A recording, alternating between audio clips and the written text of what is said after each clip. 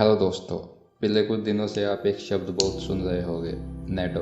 आखिर क्या है ये NATO? North Atlantic Treaty Organization. नहीं समझे? अगले 2 मिनट में आप सब समझ जाओगे।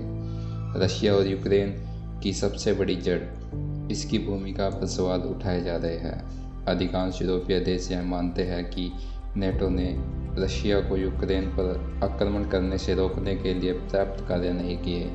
नेटो की शुरुआत कैसे और कहाँ हुई? बात है साल 1945 में, जब दूसरा विश्व युद्ध समाप्त हुआ।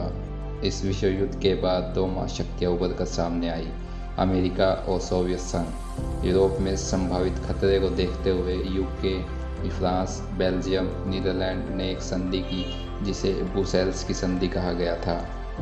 इसमें यह निर्धारित किया गया कि किसी भी देश पर हमला होने पर सभी देश एक दूसरे को सैनिक सहायता और अन्य सहायता देंगे। नेटो क्या करती है?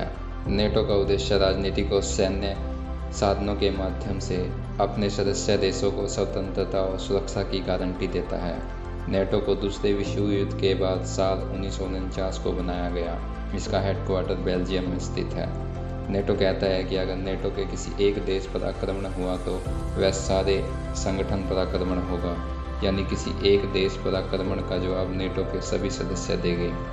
नेटो की कोई सेना नहीं है, सभी देश म्यूचुअल अंडरस्टैंडिंग पर अपना अपना योगदान देते हैं। जो देश नेटो में स्थित है वही इसका लाभ उठा सकता है। जो नेटो में नहीं है, नेटो वहाँ कुछ बोल भी नहीं सकता। नेटो की फंडिंग कैसे होती है, जिसे आम बोलचाल में हम खर्चा पानी बोलते हैं? नेटो की फंडिंग उसके सदस्य देशों द्वारा ही की जाती है।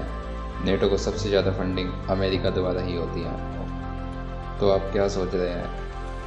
वही जो मैं सोच रहा हूँ। क्या यूक्रेन और रशिया के युद्ध के पीछे अमेरिका तो नहीं? यह तो नेटो और अमेरिका को ही पता होगा। हमें पता करके भी क्या पता करना है? ओह, ये तो राइमिंग हो गई। चलो, साल 2020 में नेटो के सभी सदस्यों का संयुक्त सैन्य खर्च पूरे विश्व के कुल खर्च का 57% था, जो आगे बढ़ता ही जाएगा। 1949 में नेटो के कुल सदस्य Belgium, Canada, Denmark, France, Iceland, Italy, Netherland, Norway, पुर्तगाल, यूके और यूएसए थे, और वर्तमान में इन देशों की संख्या 30 पहुंच गई है।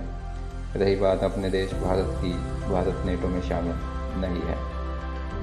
ये था नेटो के बारे में। पर कुछ प्रश्न अब भी आपके माइंड में घूम रहे हैं, जैसे नाटो से आप क्या समझते हैं? यह एक संधि संगठन है, जिसे इसलिए शुरू किया गया था ताकि बढ़ती हुई सांप्रदायिकता को रोका जा सके। नंबर 2, क्या नेटो शुरू में एक सैन्य संगठन था? बिल्कुल नहीं, शुरुआत में नेटो राजनीतिक संगठन था। नंबर 3, क्या नेटो की आतंकवाद से लड़ने में कोई भूमिका है? बिल्कुल है, नेटो ने आतंकवाद के खिलाफ भी कदम उठाया है। नंबर 4, क्या नेटो में कोई भी देश शामिल हो सकता है? बिल्कुल हो सकता है। जो देश सांप्रदायिकता के खिलाफ है वह इसमें शामिल हो सकता है। अगर आपको हमारा यह तामझाम अच्छा लगा है तो चैनल को सब्सक्राइब कर दीजिए। अगली वीडियो हम जल्द ही लाएंगे। शुक्रिया और मेहरबानी।